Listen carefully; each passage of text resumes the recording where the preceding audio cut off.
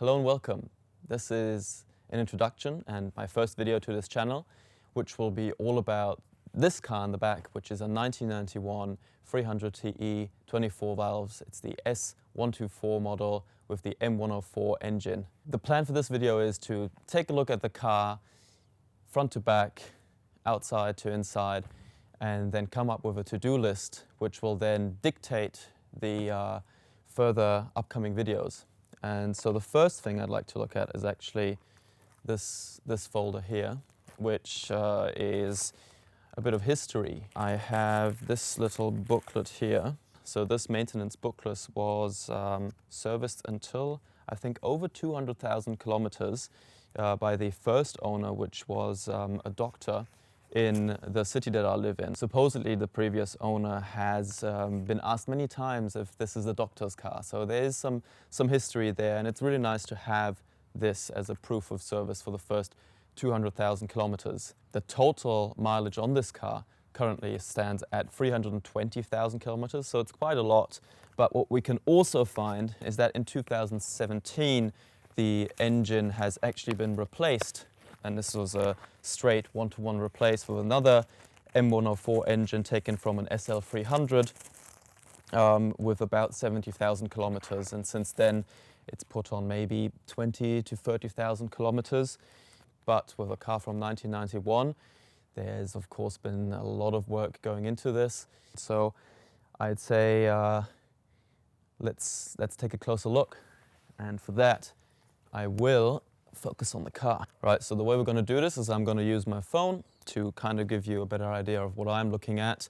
And first things first, we'll sync this up and let's go.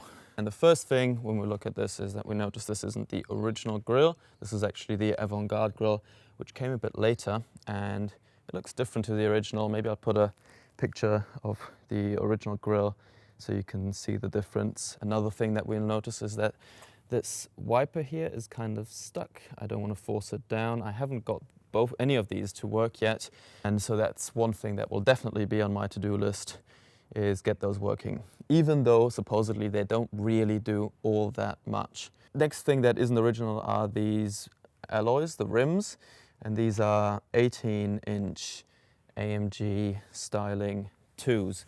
And they're in, I mean, this is probably the worst one because it has these scratches here, but they're in pretty good condition. I got the originals as well, but I prefer these. The only thing that this really changes is they do change the way the car kind of sits and the way the suspension, especially at the front, works. So I'm hearing a little bit of a knocking or some kind of noise while I'm driving, so I'll probably have to investigate that. In terms of the paint job, the overall paint job is pretty good. I think the car has been sitting under a tree for a while, because especially you can kind of see it here. This is not rust, luckily. This is more of a sap. So at some point I'll have to get really into probably polishing and then adding some kind of coat, because I want to protect it from the weather in the future as well. The next thing when I look at the outside, or in general looking for rust, you of course look at these. So you pull this out. Don't want to break it. There we go. And you can see in there, this side is actually okay. Maybe like the slightest bit of rust starting to come through. So I've looked at these before, and I think the front left has a bit more of a potential for rust. So my general plan, I think, on my to-do list is to take off all of these Sacco panels and just take a look underneath, because I'm not sure this has been done at all. And there's always dirt and water that kind of gets stuck over time, and that can't be good. So taking that off is on the to-do list. I also noticed that when I'm opening this door up, I've had it before that this kind of gets stuck in there. So what happened to me, and this was really unfortunate, is that it got so stuck that this kind of broke off, and I'm apologizing for the dirt on this car. I haven't decided to clean it before this video, because that's part of the to-do list. Looking at the spacing and the gaps between things, if we look at the front here, it just doesn't, I mean, these have been replaced because originally these are yellow, and I actually have the original ones as well, but it doesn't look like it's been done perfectly. And again, here we can see, I think this is actually a tiny bit of rust, so that might be on the to-do list to kind of treat that. And don't know if I want to repaint the whole hood or if I just want to go and kind of fix this up, because of repainting whole parts is very expensive, and then who knows if it matches the rest. So let's continue, and for that we'll go towards the back. Same thing here. I think I want to take off the back bumper just because under there you want to know what the rust situation is like. If you look around the windows, which is another kind of popular spot for rust, it's actually looking pretty good around here. So I'm really not worried about the rust situation, but I want to take off a lot of the parts regardless, because who knows what it looks like underneath. Yeah, so to give you an idea of what the rust situation in the worst spot that I found so far looks like, we'll go to the front. I'm currently behind, so here you can see, yeah, I mean, I haven't poked with a screwdriver yet, but I've poked with my finger, which you probably shouldn't do. I should be wearing gloves for this, but it's not terrible, but it's not great, and so it needs to be. And here you can see, yeah, there's just dirt in there, and the best way to really get to it is by taking these panels off, which I'm not necessarily looking forward to. Yeah, so a lot of these are attached with clips. There's screws on the inside and clips on the outside, and these clips often break off, and even though it's probably a cheap part to replace, when living in New Zealand, nothing is easy to come by, and you always have to be patient, and I am just not super patient. But yeah, let's pop the hood to take a closer look. So we'll pop the hood. This, of course, is always very ugly, very low on my to-do list, but maybe finding a new cover to stick to the bottom of the bonnet hood. It needs a good clean. You can kind of see that there's just a bunch of like spider webs. I couldn't find any like rust in here, and I looked more or less close, but I think I'll have it serviced at some point. Even though I want to do a lot of this myself, I do think that having a proper mechanic take a look at it makes a lot of sense, just because they can see more, they've got it on a hoist, and I just don't. At this point, it's probably also good to mention that I'm not a mechanic at all. I'm an enthusiast, and that my whole journey with these cars started about a year ago. So before that, I was very clueless around cars, and so everything that I'm learning, everything that I'm doing here is kind of a journey in itself, and there will be mistakes. So if there's any mistakes that you notice, then please let me know, and I'll try to do better. Okay, again, looking at the engine, two of the things that I've already done actually is I have replaced the thermostat, which sits in here, which was a bit of a mission, but we got there. And I've also replaced the fan clutch, which is, this is the fan blade, and then you can kind of see the metal part in there. And I've replaced that because my engine was, first of all, running too cold, and then when it got up there, it was running quite hot.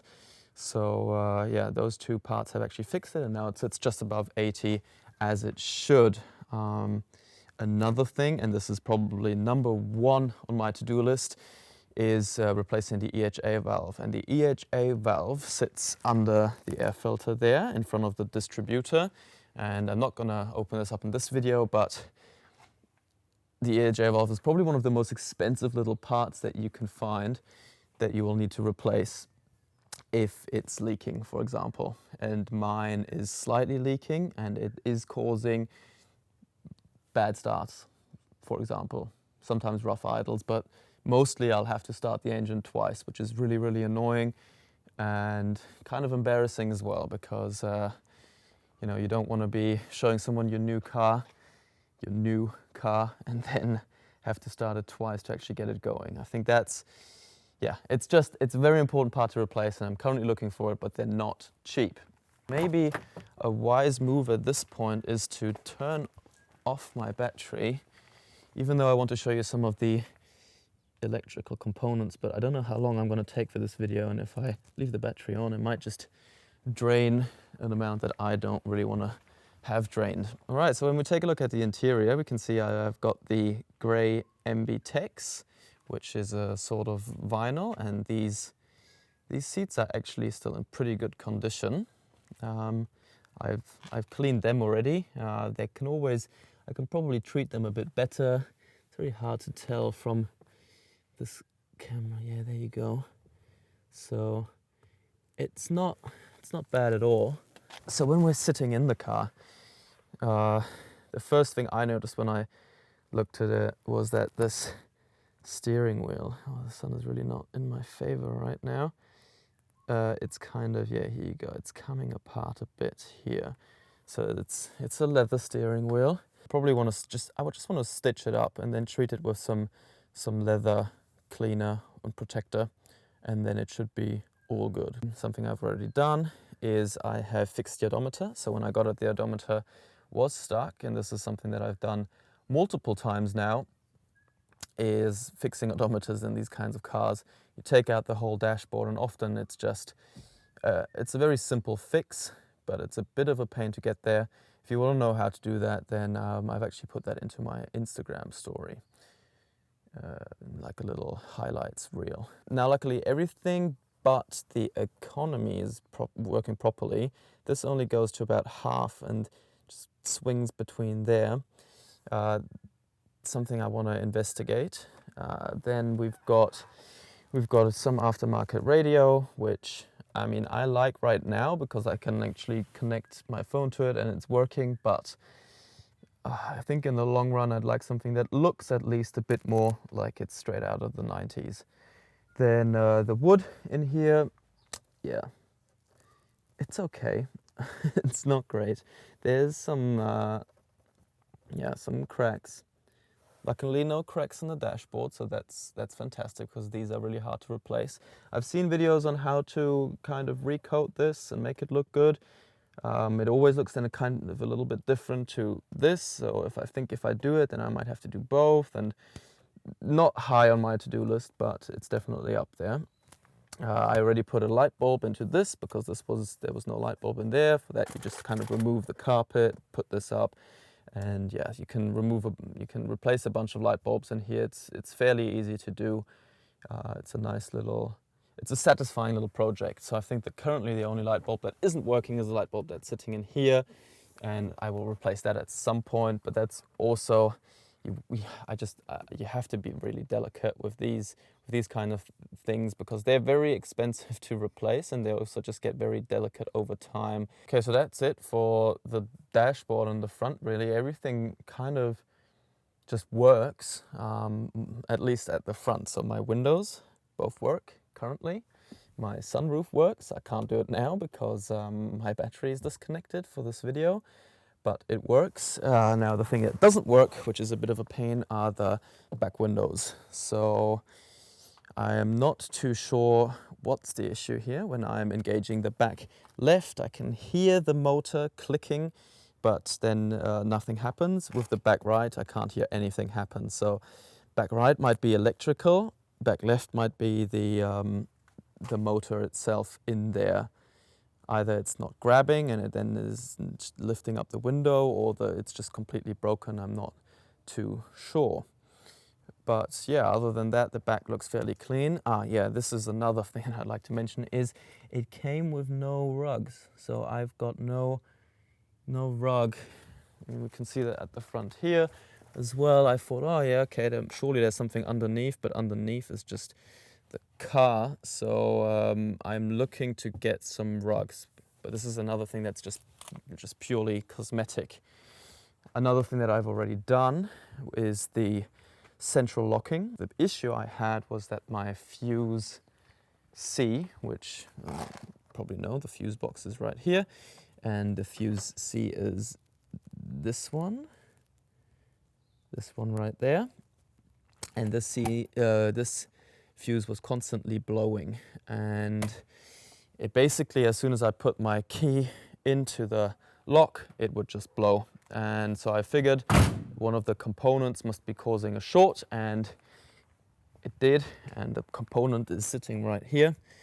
This is a vacuum pump, and this vacuum pump sits right underneath here. You pull this up, and then I replaced the vacuum pump, and now the central locking is working. But something that I noticed is that when I'm locking it, you can hear the pump continue for about 30 seconds. When I'm unlocking it, it just does 5 seconds or 3-4 seconds, everything's unlocked and it's all fine. So something must be weird when I'm locking it. And I think when we're looking into the boot, I might have discovered the culprit for that. So another thing that is attached to the fuse C is this engine at the back, which you won't hear now because obviously the battery is detached, but the engine for this, which now works again. Doesn't work as smooth as I'd like it to. I actually have a replacement part for that. So at some point I will take off the insides of here, take a look at the whole mechanism and potentially replace it. And yeah, looking at the boot, we can now maybe take out this mat. I've already cleaned this, so it's pretty good, pretty clean. And of course, this is the version that has the seats. So if we open this up, this is another thing. You can kind of see that this is missing here, which makes this part a real pain because you get your hand stuck, especially if you're working this one hand. But yeah, here we go. This is an official 7-seater with the booster seats in the back. Now, I don't know if I've made this a bit difficult for myself now. No, I've got enough space. So when you look in here, first thing which I find quite interesting is that there's just some loose cables in here. And these loose cables are for the antenna. And I realized that I don't have an antenna. And then I look where the antenna should be. There should be a hole here if I had one. So I just don't have one. And I just couldn't find if that's just, you know, the way some of these models are or what the go is here. But I can't figure it out, but it's okay. I currently don't need an antenna. The radio still works because the signal is kind of good here.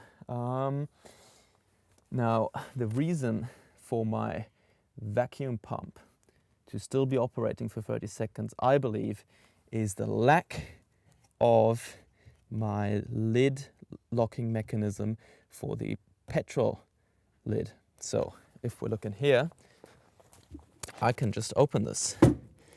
And if we look here, we can see that this thing here, there should be a bolt that bolts into here to lock that. And there's also a shut-off vacuum line. So what I'm thinking is that somebody has tampered with this. Well, first of all, this is missing. Somebody's then tampered with this, and there might be some vacuum leak in the system, which when it locks, it doesn't think that everything is locked, and then it takes a while longer until it then actually realizes, okay, nothing's going to happen, and I'll turn myself off after 30 seconds. And that is probably what happens, so we'll have to search for this leak, and which will be a pain because I don't know where all of this stuff is. So this, I haven't really figured out a way to do this with one hand very well, so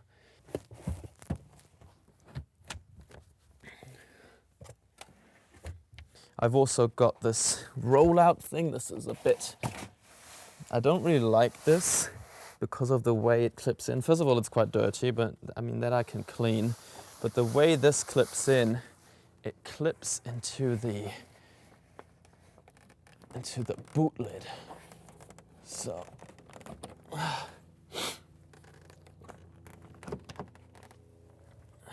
yeah, it clips in like that, and then kind of goes with it. So if we put this down, can't really see because the sun is really doing me dirty here.